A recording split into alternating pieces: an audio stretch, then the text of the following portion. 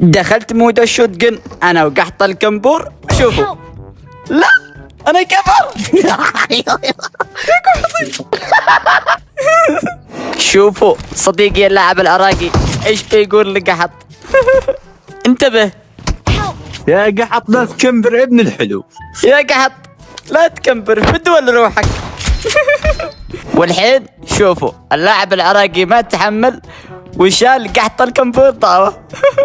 كفو يا عراقي كفو. الحين بعد هذه الطاوة قحط راح يبطل كم.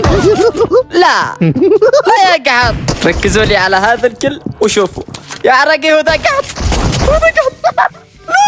يا قحط انتقم فرصتك. بخلي قحط الكمبور ينتقم.